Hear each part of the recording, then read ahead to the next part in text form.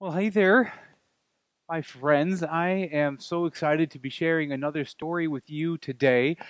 Although I am sorry that you are unable to be right here in front of me, that is the way I wish I could be sharing today's stories with you. But I am excited that I am able to still share these stories with you.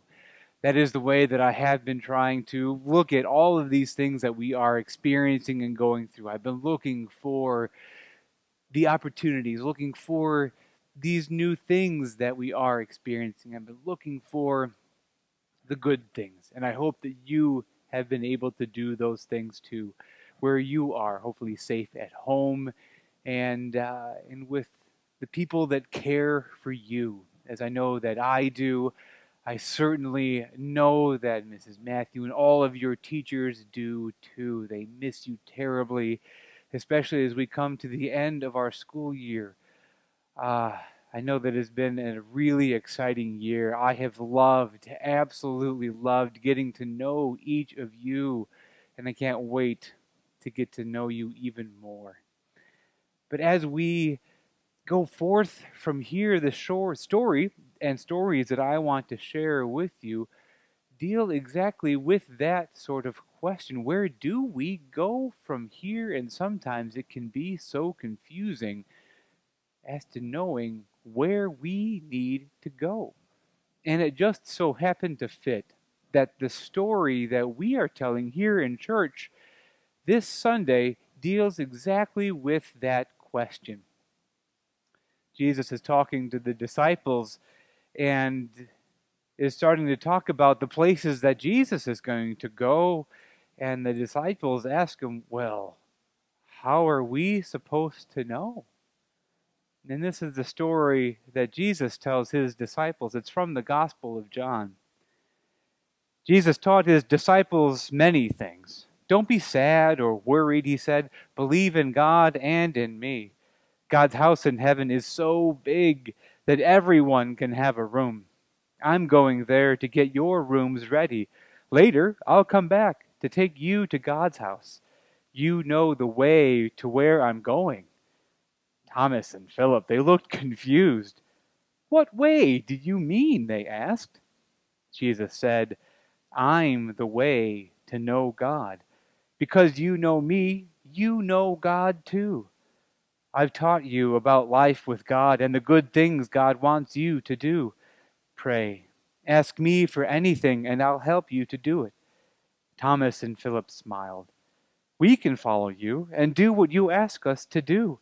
You are our way to heaven. We can live in God's house too. So that is the story that we here in church will be hearing this weekend.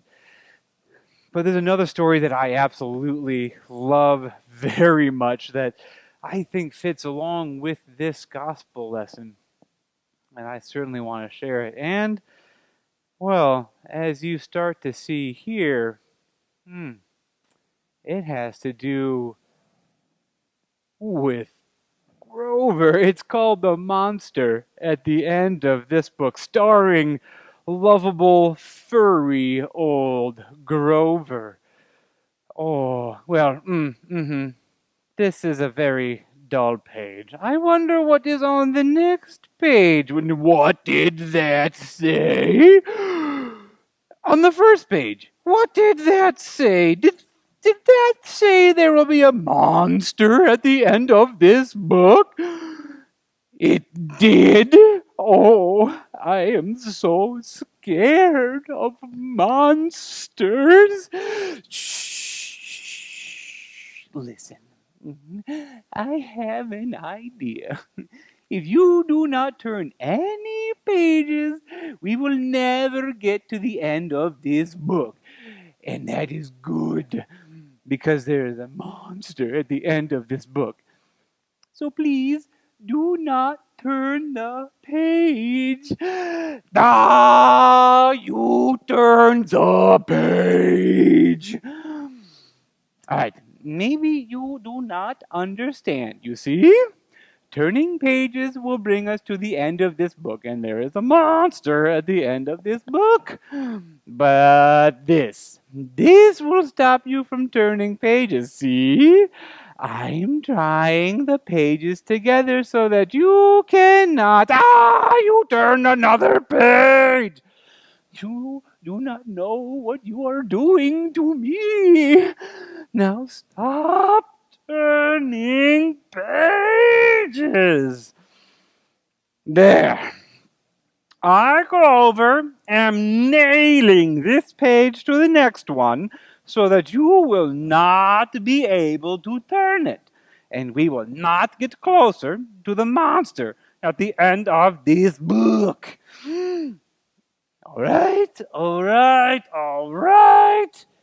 Do you know that every time you turn another page, you not only get us closer to the monster at the end of this book, but you make a terrible mess? Now this, this will stop you from turning pages. A heavy, thick, solid, strong brick wall. I would just like to see you try and turn this page. Oh, do you know that you are very strong? Okay. Now, the next page is the end of this book. And there is a monster at the end of this book. Oh, I am so scared.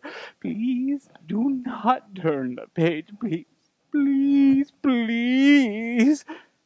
Oh, well, would you look at that?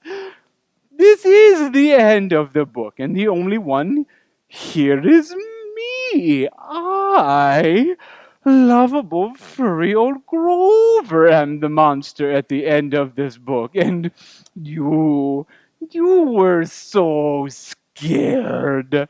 I told you and told you there was nothing to be afraid of. The end. Oh, I am so embarrassed. Well, my goodness, friends, I don't think I can ever pass up the opportunity to tell a story not only about Grover, but from Grover's perspective. I think he is always about my favorite character in Sesame Street. But the reason why I love that story and what made it remind me of the story that we heard from the gospel for this Sunday is it's all about direction, where we're going, and sometimes we just don't know where we're going, what will be at the end of the book. But we hear Jesus' words again, that I am the way, the truth, and the life. And when we get to the end of the book, we find ourselves there. But we don't find ourselves there alone. We find ourselves there with those who care about us the most. We find ourselves there with, perhaps it's the adult in our lives who cares about us the most. Maybe it's a sibling, maybe it's a friend. We find ourselves there with those who love us.